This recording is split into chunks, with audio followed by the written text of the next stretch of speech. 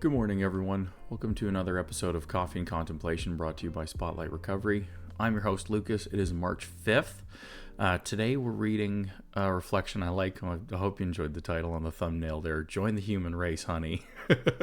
It's definitely got that southern feel to it, which I absolutely love and appreciate and connect with. It was just a fun one. It just has a nice perspective to it that I enjoy. So I'm going to pop it up on the screen here, and feel free to read along, and let's get into it.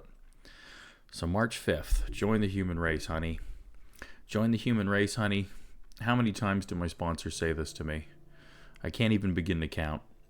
Whenever I was upset with myself or someone else, whenever I made a mistake, whenever I was in despair over my messy emotions, whenever I felt like a failure, in other words, almost every day back then, she would say those 4 words, always with the honey added on, and kindness and love.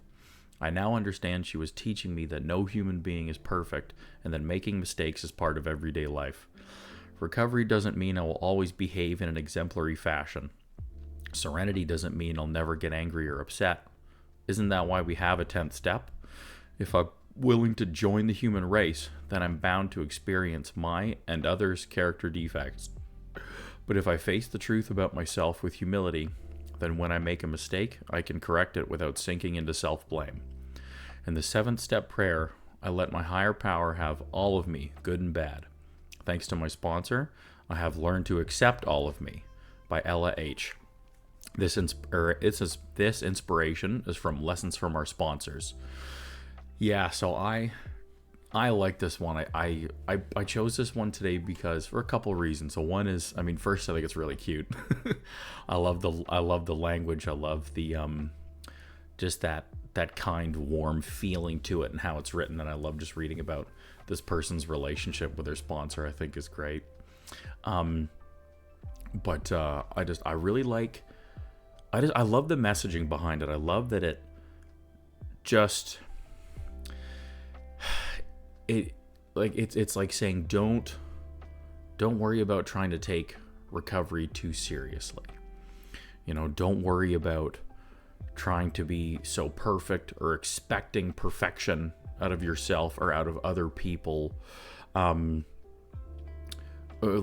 just go through it here, but it just takes us more like laid back, not so intense approach to recovery, which I really like.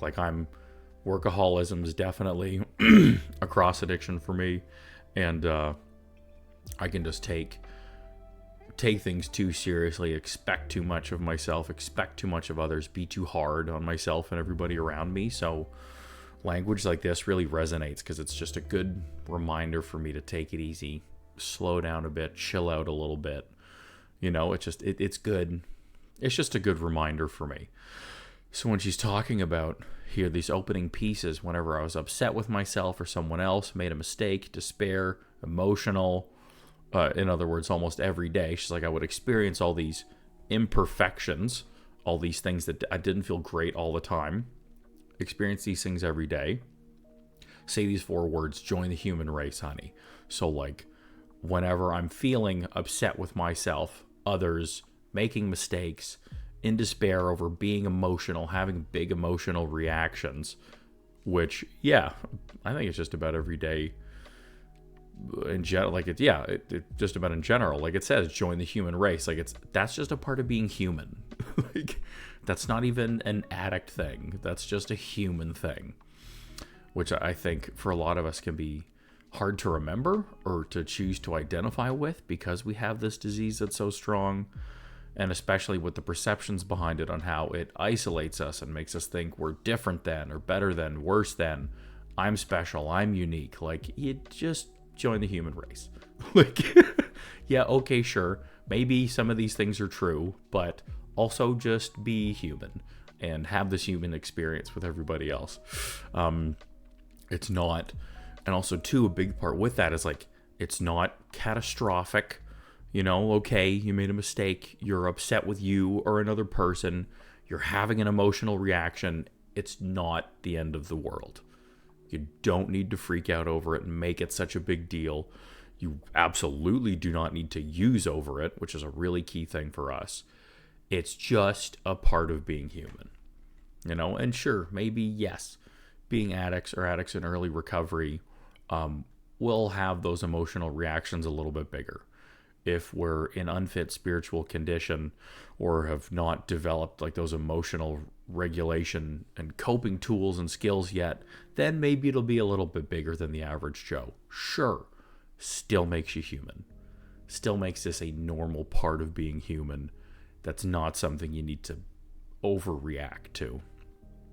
Really, half of this I'm talking to myself. Like, I do this so much. Like, this is so good for me. What else does it keep saying here? I now understand that she was teaching me that no human being is perfect and that making mistakes is a part of everyday life. Pretty specific reminder, but a really good one for a lot of us. Recovery doesn't mean I will always behave in an exemplary fashion. Serenity doesn't mean I'll never get angry or upset. Like, I love this language because I think in a lot of 12-step meetings, a lot of recovery language, it can be presented pretty extreme, right? So it's just like, oh yeah, you come into recovery and quit doing drugs and everything's just going to be magical and beautiful and you'll be peaceful all the time and you'll have this new outlook on life and all this. It's like the promises from AA. Like, it's, yes, just about, if not all of them, have come true for me in moments, and they're also really dramatic. And so having that expectation of like reading this promises, hearing what recovery can be like, and then expecting it just to be like that 24/7 is totally unreasonable.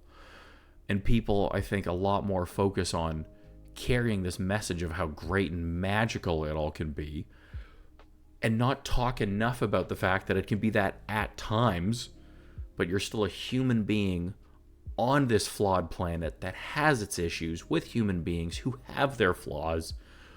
It's not going to be like that all the time. And I don't think we carry enough of that messaging in recovery just to make it realistic. Like, not to take the wind out of anybody's sails or make it seem any less great, just to set realistic expectations. And I think this reading does all this really well, which is what I really enjoy about it. What does she say here? Isn't that why we have a 10th step? It's great, exactly. Take that daily inventory. Look, where did I make these mistakes? Where did I do harm? Where do I owe amends? What are other things I experienced today, right? If I'm willing to join the human race, then I'm bound to experience my and others' character defects. But if I face the truth about myself with humility, then when I make a mistake like that, I can correct it without sinking into self-blame. It's just such wholesome, good perspective. Like, I don't know, it just really screams to me that, like, it's just not that complicated. This doesn't have to be so intense and so much work and so much strategy. Like, it's really simple. It's just that acceptance piece. And like, there's step one right there, right?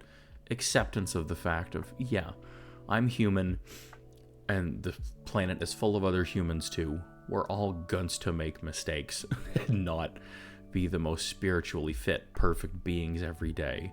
Okay, accepting that is just a guaranteed truth and will be there every day as a part of my existence as a human on this planet, let alone as a person in recovery. So what do? Take my daily inventory at night to see where I can be doing better, where I can learn and grow. How do I not cause harm?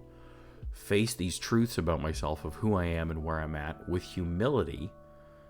And then when I make those mistakes, I correct them without then just totally beating myself up. Self-sabotage, torture, use, whatever. You don't need to go down this whole road. And a thing too that I've learned is that when you learn how to do this for yourself, you're able to then apply this and do this for other people too. So that when you see them make a mistake, whatever it may be, you don't need to drag them through the mud either. You do it for yourself, you can do it for others. I think I'm going to wrap up on that. I really like this. I really like that reflection a lot. I like a whole bunch of this messaging and those points. That was great. That was a lot of fun.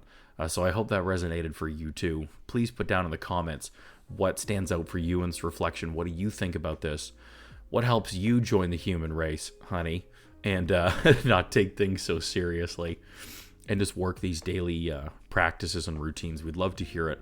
That share could help somebody else, and that's the whole point. If you are liking more of what I'm sharing and just figure, hey, I like what you're saying, Lucas, but I just can't quite see myself getting there, or I'm struggling around these concepts, send me an email. It's in the description. I do recovery coaching. I'd be happy to talk to you about this. And also in that description is other ways Spotlight Recovery can support you. We've got other self-help tips, a podcast, blog articles, a network of other service providers. So please check them all out. There's a lot of free resources there. And if you can support us and help grow the channel, just the organization, we'd really appreciate it. Donations, getting yourself some merch, becoming a member, all the YouTube stuff, sharing, liking, subscribing, like it all just really helps us. It'll get the message out there more so we can help more people and then help us grow. So yeah, check them all out. Thanks for joining us again today. Wishing you a blessed 24, another beautiful day sober, and we'll see you again tomorrow.